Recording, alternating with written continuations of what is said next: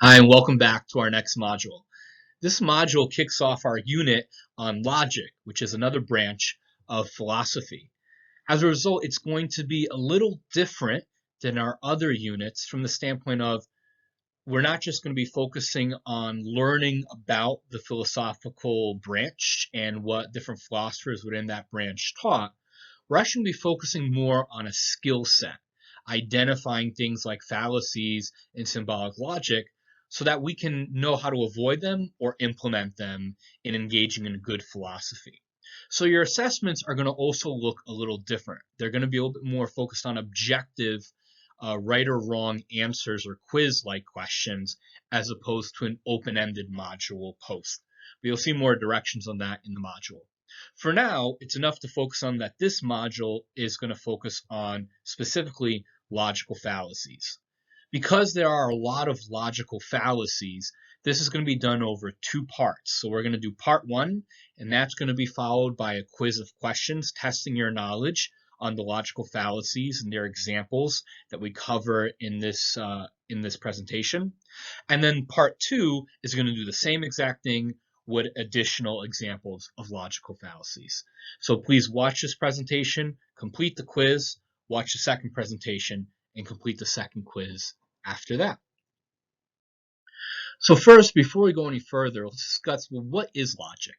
Well, logic is the branch in philosophy that specifically deals with how do we distinguish between correct and incorrect reasoning, the way that we argue a point, the way that we come to a conclusion. So to make this a little clearer, let's distinguish between what a factual fallacy is and a logical fallacy. So a fallacy is a different word for a mistake, something that's incorrect. A factual fallacy or a factual mistake is just saying something that isn't factually true. So an example, if I were to tell you that there are 100 keys on a piano, that would be a factual fallacy. Why? For no other reason than that there are actually 88 keys on a piano. Bet you didn't know that, or if you did, I'm proud of you. So simply by the fact that it's the right answer is 88 keys and not 100 keys, that's a factual fallacy. There's not much more to it than that. A logical fallacy means that you have made a mistake in your reasoning, in the way that you have reached that conclusion. So it's not so much that your conclusion is wrong. You could say something that is true, but reason it and get to that conclusion in an incorrect way. I would probably even argue that if your logic or your reasoning to get to that point is incorrect, there's actually probably a good point. There's actually probably a good chance, that your conclusion is also incorrect because the reasoning that you got to it, that you used to get there, is incorrect. So why is it important that we study logic, and in particular that we start by identifying logical fallacies?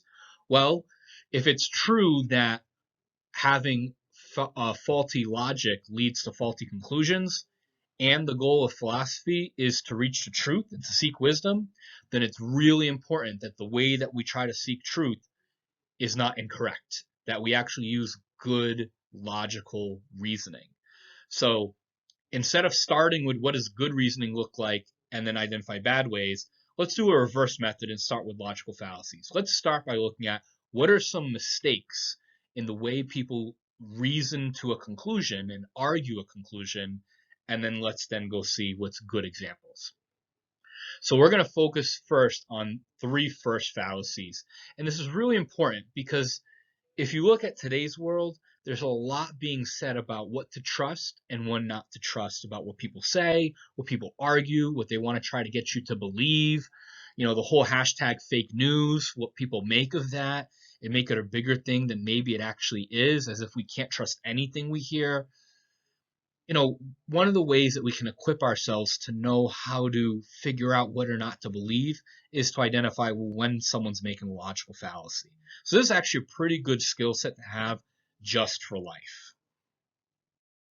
So let's look at the first three fallacies in this first part of logical fallacies. There's three that we're going to cover. Number one is the fallacy of language. So this is a mistake in the language that we make in our explanation. So this has to do when we use language or a word in the incorrect way.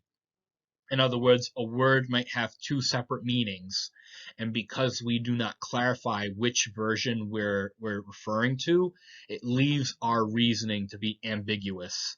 It's not really clear what we're trying to say, and so our logic is incorrect. The next is a fallacy of diversion. This has to do when we try to distract from an argument instead of engaging with it. And we do this by changing the focus of the argument. Oversimplification or fallacy of oversimplification has to do with misrepresenting an opponent's argument and engaging with a weaker, simplified version. So instead of tackling with the argument head on, we change the other person's argument to make it easier for us to knock down by making it too simple. So let's start by covering examples of fallacies of language. The first example is what we call equivocation. This is when two meanings of a word are used as if they were using the same meaning. And this hinges upon the ambiguity of a word. So in other words, in your logic, in your explanation, you use a word that can have two different meanings, and you make it unclear as to which meaning you're trying to use. So here's an example from a phrase. G.K. Chesterton, visiting New York City for the first time, saw two women screaming at each other from the windows of their fourth-floor apartments, which were directly across a narrow alley from each other. He commented, "These women will never agree because they are arguing from different premises." So what is ambiguous? What is not clear about what G.K. Chesterton said? Well, you can look at what he says. It's pretty clear that he's in New York City for the first time. That's a place. He said two women screaming at each other from the windows of their fourth-floor apartments. That's also pretty direct. They were directly across from each other, from across a narrow alley from each other. Okay, just descriptive. And he says, these women will never agree because they are arguing from different premises. Well, what's confusing is what he's actually trying to say by saying different premises. Why? The word premise can have two meanings. It can either mean a logical assumption. In other words, the premise of an argument, the basis of an argument is what that means. Or living quarters, like the premises of this property. Like if you ever like the phrase of being kicked off a premise, being kicked off the property.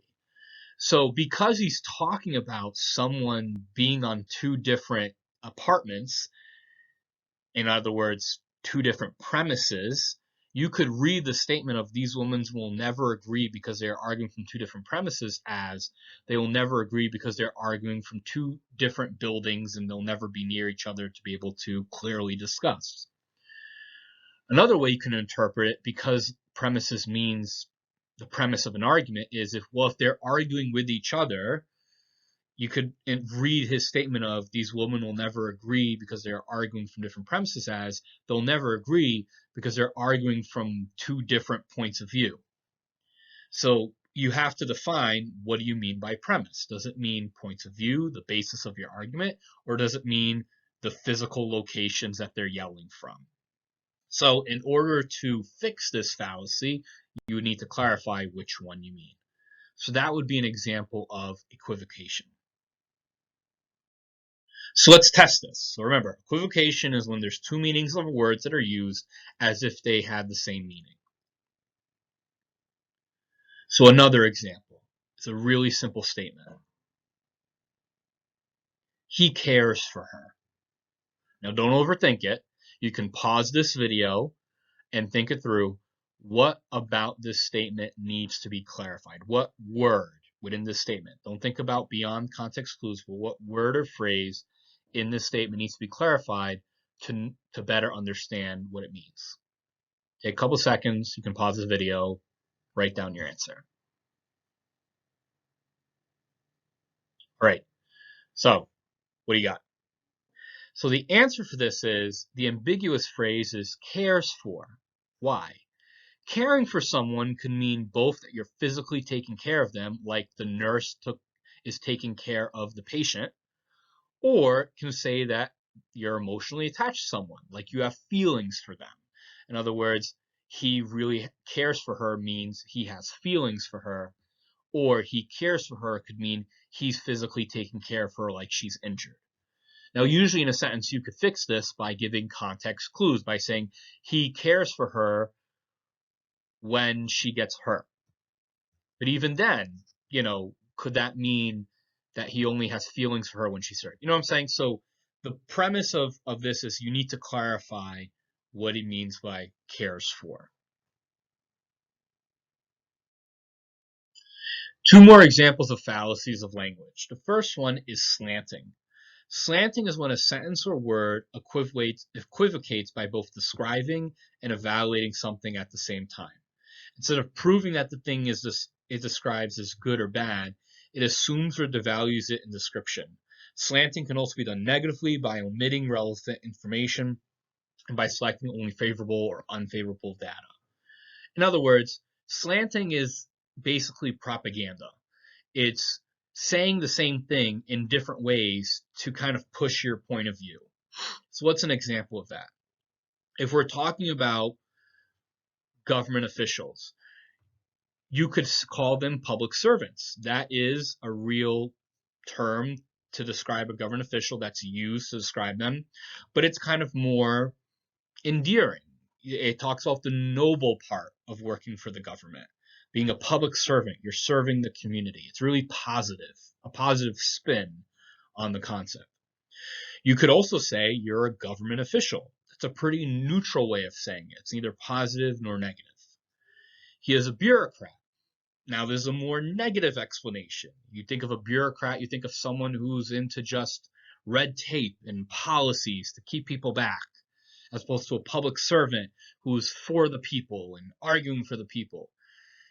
The issue is a public servant, a government official, and a bureaucrat are all the same thing, are all the same person, all the same role. But notice how the descriptions slant the reader to approach it in a different way. So in other words, if we're trying to write an article where we're painting government officials in a really positive light, we might call them public servants to slant the reader to see these people in a more positive light. Likewise, if we're writing an article to paint government officials in a more negative light, we may call them a bureaucrat. This is an example of slanting because it keeps us, especially if in propaganda, it kind of points the reader into one direction that may not be the truth, as opposed to letting them make up their minds for themselves. So that's a misuse of language. Hyperbole. This one you might be pretty easy to understand. It's basically an exaggeration, over the top explanation of something. And it's one way to exaggerate an opponent's claim. Instead of engaging with it, you just blow it out of proportion, making it even an absurd extension. In other words, they make a claim, and so you make an extension of that claim, saying or a conclusion of that claim that just doesn't make sense. So an example of that would be, your mom or dad tells you to clean up your room, and you exclaim, "Oh, so you want me to be your slave?" Well, not only is that a big exaggeration, someone asking you to clean up your room is not asking you to be their slave. So that would be a hyperbole. It's an absurd extension because you're making a far gone conclusion really based on nothing. They just asked you to clean your room, and so you're making an exaggerated conclusion based off that. You need to clean your room. Oh, so you want me to be your slave? That's an example of an exaggeration. Straw man argument. This is used pretty common today.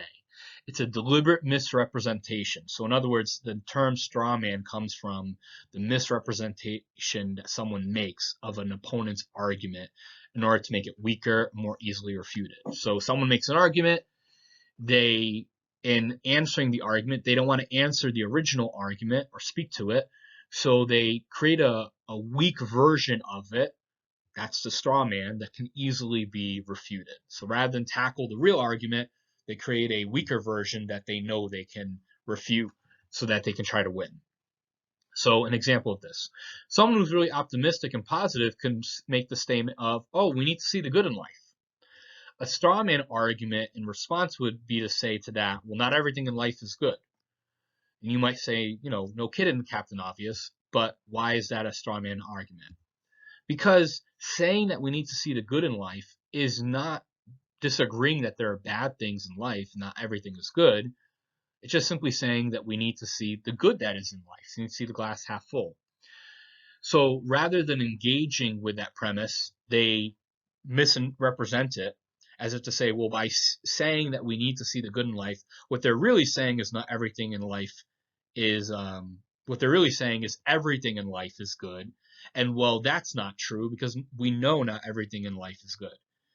But that's not what the original person was saying. So a straw man argument manipulates and misrepresents the argument at hand in order to refute it.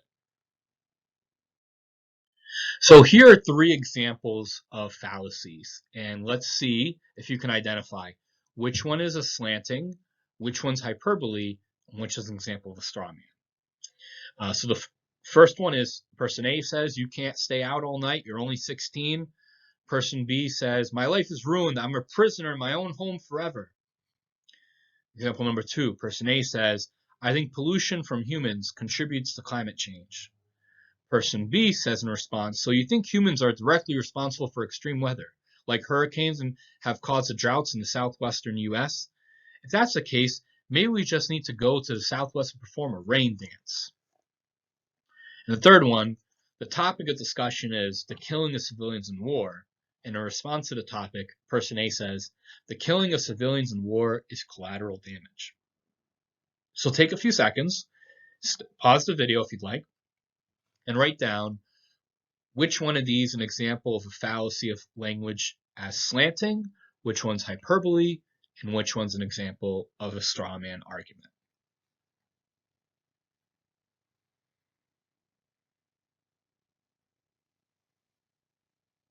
So, if you're not finished yet, pause the video. We're going to go through the answers. So, question 1, or example 1, the answer is hyperbole.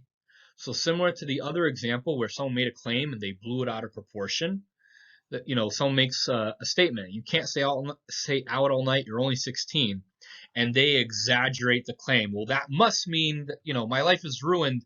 Clearly, you're trying to make me a prisoner in my own home forever. Well, that's not what they're saying. They're not saying that you can't ever leave the house. They're just saying that you can't stay out all night. So that would be an exaggeration, hyperbole of what person A is saying.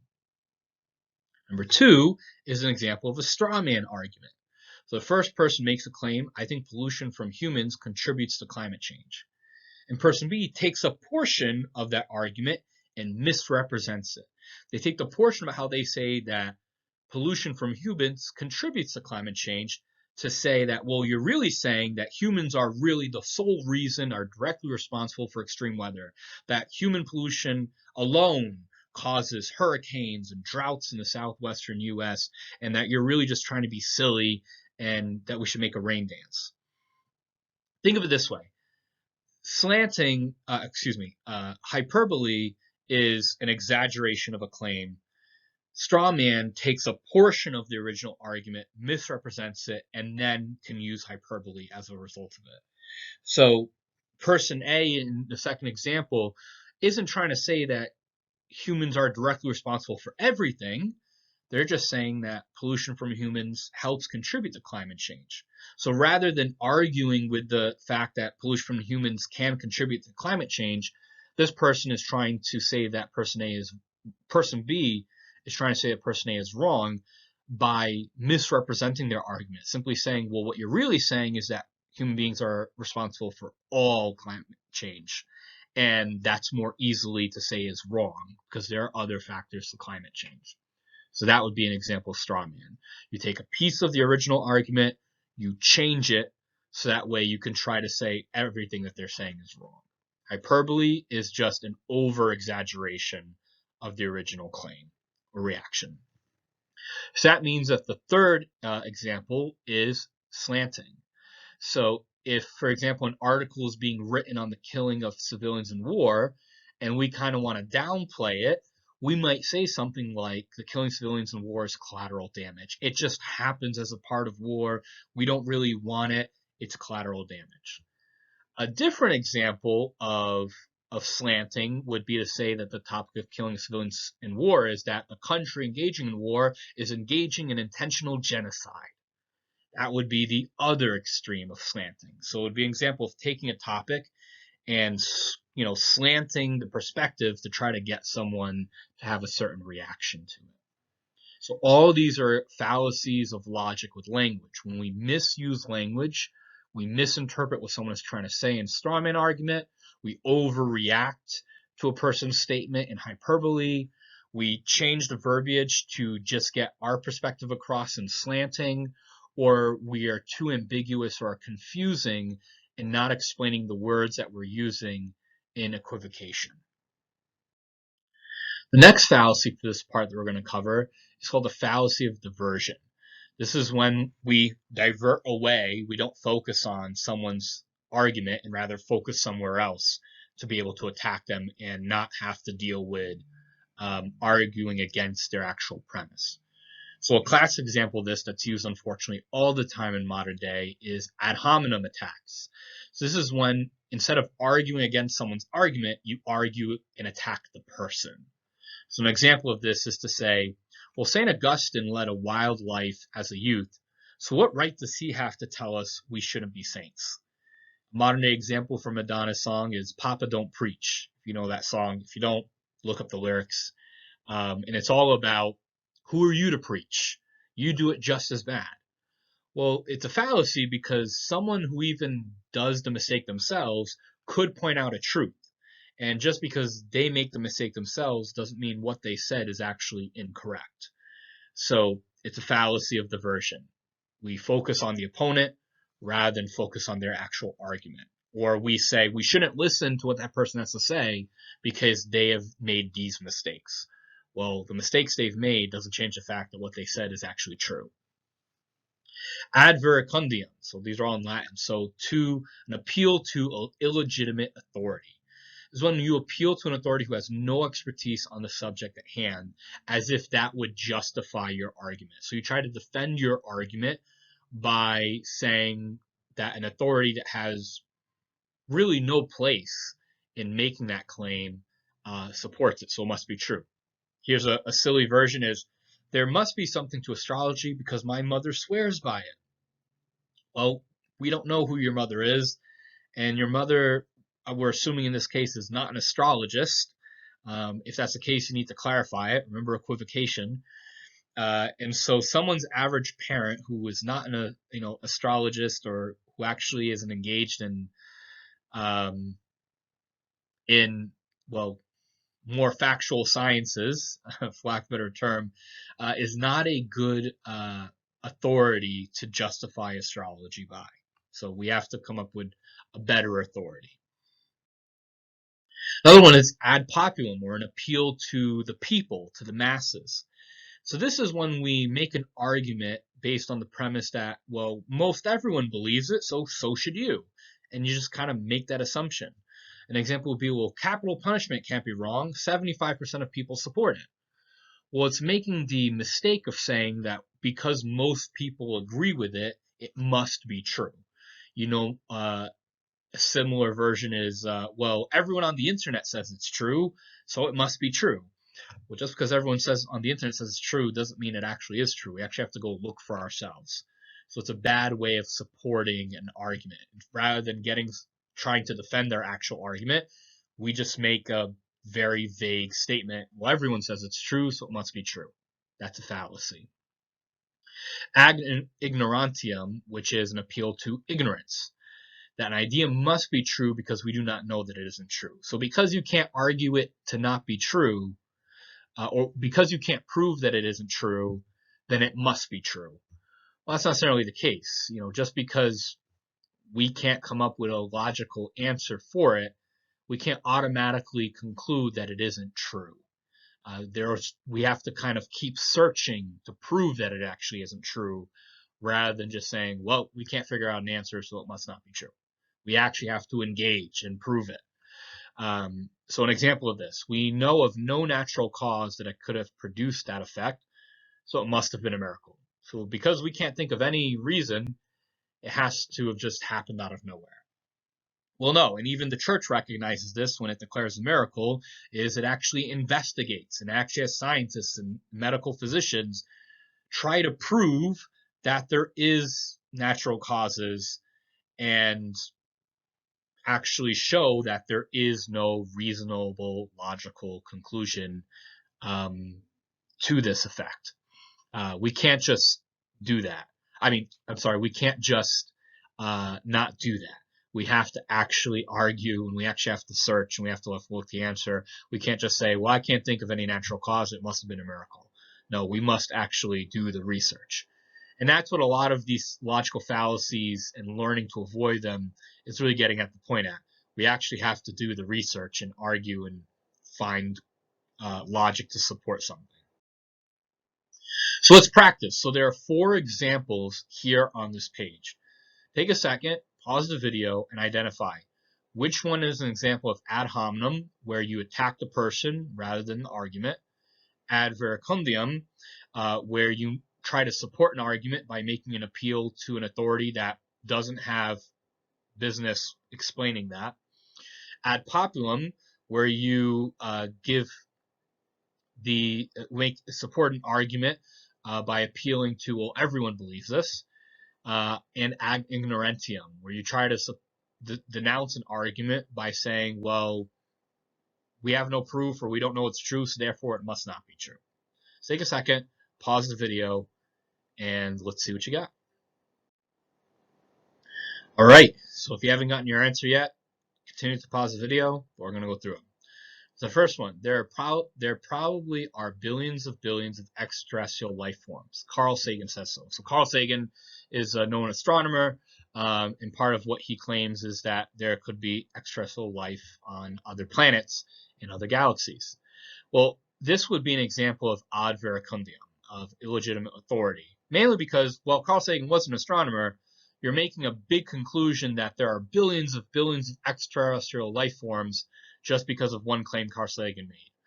Well, that would be a fallacy, because that is not what the vast body of astronomers actually claim. The vast body of astronomers aren't saying that there are billions of extraterrestrial life forms. And just because they might be open to that possibility doesn't mean that there actually are. So we have to do a little bit better job of reasoning that claim. Everyone thinks that it is true. Why don't you?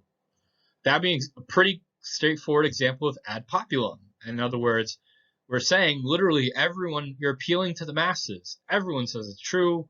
Why don't you? You must believe it because everyone else thinks it's true. Well, right and wrong are not based on popular opinion. And so we can't just appeal to everyone. How could you possibly counsel married couples? You've never been married. That's an example of an ad hominem attack. Instead of arguing with someone the way someone counsels a married couple, we're saying that they can't do it because they've never been married. So clearly, if you've never been married, you can't talk about marriage, as if we can't learn about marriage from the outside, as if we didn't have parents who were married and we couldn't speak from our experience of, having a married parents. So they're attacking the person's situation rather than how they actually counsel married couples. So that would be an example of ad hominem. Aristotle, never heard of him, so he can't be important. Well, hopefully you can't say that because you did a whole module on Aristotle. I think I'm funny. But Aristotle saying that you never heard of him, so he can't be important, is an example of ad ignorantiam, an appeal to ignorance. Just because you haven't heard about Aristotle doesn't automatically not make him important. Clearly, Aristotle, as we've learned, has been extremely fundamental in Western philosophy, regardless of whether or not people have heard of him. So that's an example of ad ignorantiam. The last example of fallacies in this first part is the fallacy of oversimplification. So again, this is when we oversimplify someone's argument in order to weaken it and then be able to easily refute it. In some ways, not to oversimplify, irony, In some ways, this kind of mirrors a straw man argument or hyperbole because it is a misrepresentation of the actual argument in order to weaken it. It's just more of a niche example of that by specifically focusing on oversimplified versions of an argument. So one example of a fallacy of oversimplification is an example of a special case. This argues that something is true in some special case, and therefore it's just simply true. So because it's the classic example of trying to make the exception the rule. So because it was true in one very specific instance, you try to make the argument that it's true all the time. So an example of this is someone says, if women ran the world, we'd had fewer wars. And someone says in response, Lizzie Borden was an axe murderer, so that goes to show you how aggressive women are. So there would be more wars. Well, Lizzie Borden is one woman. She actually was an axe murderer from Fall River, where I currently am. Irony amongst ironies. Just because Lizzie Borden killed a bunch of people one time does not necessarily mean that if women ran the world, we'd have fewer wars. It's an oversimplification of the original argument. You're trying to make the exception of one woman being an axe murderer the rule that all women would cause more wars. Not true, bad argument. Composition. This is essentially arguing from the part to the whole. It assumes that if it is true of a smaller part, it must be true of the entire larger whole. So in this case, we're talking about, well, an example. Texas has more millionaires than any other state. Let's say that's a fact.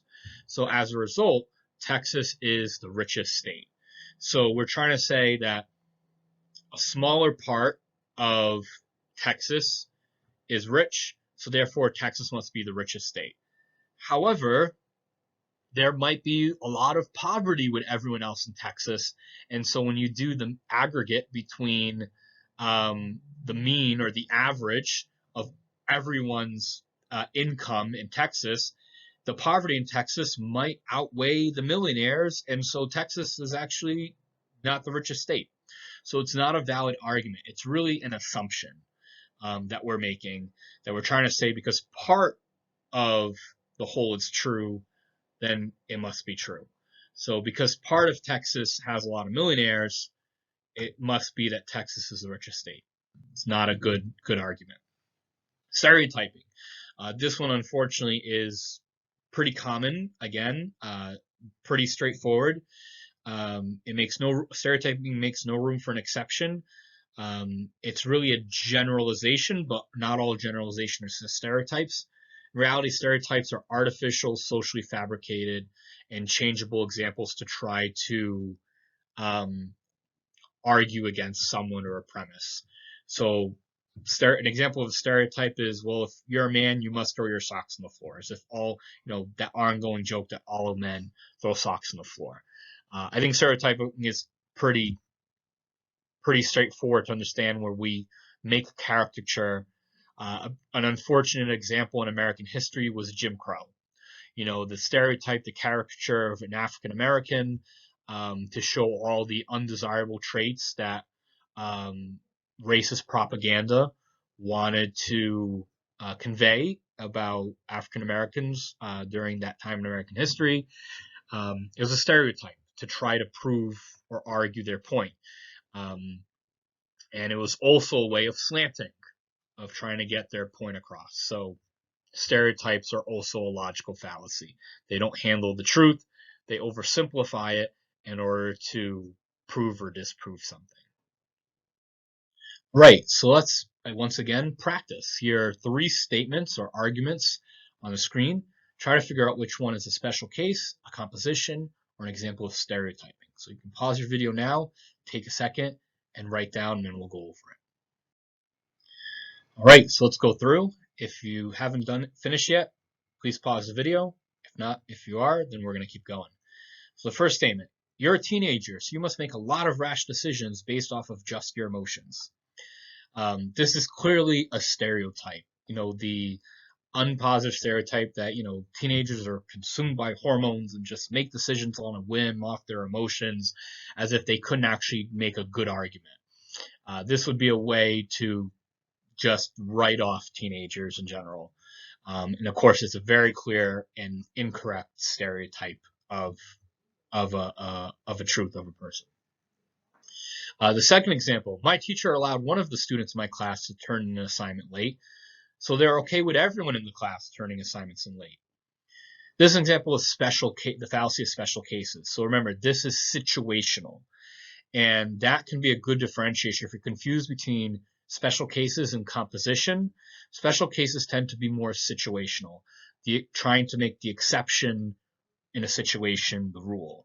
So a situation where the teacher allows the student to turn an assignment late, so they make the incorrect logical assumption or illogical assumption that because they let one person do it, they would let everyone do it. And then if the teacher marked your assignment late and you said, well, you let the other person do it, why didn't you let me? That would be a logical fallacy. You don't know the other student's situation.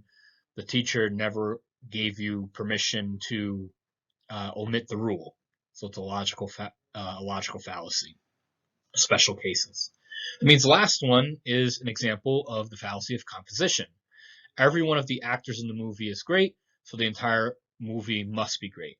So it's about moving from a part to a whole. So we take so the whole is the movie. A part of the movie is the actors within the movie. So because the actors in the movie all sound like great actors, we make the assumption that the entire whole of the movie is a great movie. So we try to say that because part of it is good, all of it must be good. Or if part of it is bad, all of it must be bad. That would be an illogical fallacy. And I'm sure, or hopefully not, but I'm sure there's been a movie you've seen that had good actors, one or two good actors, and ended up being a terrible movie. And so you're like, why did I think it would be a good movie just because this one actor was in it? Well, you're recognizing a logical fallacy. I shouldn't have made that illogical assumption that just because a part of it was good, that all of it would be good. So it's an example of composition. For additional practice before you head into your quiz, I want you to look at the reading for this week from Socratic Logic. So Peter Kreeft, who's a known philosopher and theologian, covers various different fallacies. And so there's a section in each of the reading for this first part on not only all the different fallacies we've covered, language, oversimplification, diversion, but also he speaks about each specific fallacy. We've covered everything from equivocation to special cases. And he gives examples of it. So why don't you go through that as extra practice? So for example, on equivocation, if you go to page 72 and 73, in the reading, it's marked 72, 73. There's about 22 different practice statements on equivocation. If you turn to the very end of the reading, which would be marked as page 372, he gives the answers to all the even statements. So you'll notice the ones I included here are from there. Actually, most of the examples I include on this presentation are from the reading.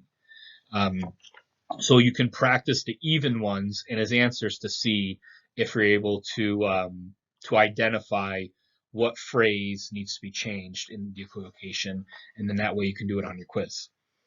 Likewise, if you go through each section, include on each of the fallacies we said, he gives examples on each one to better explain which one is which.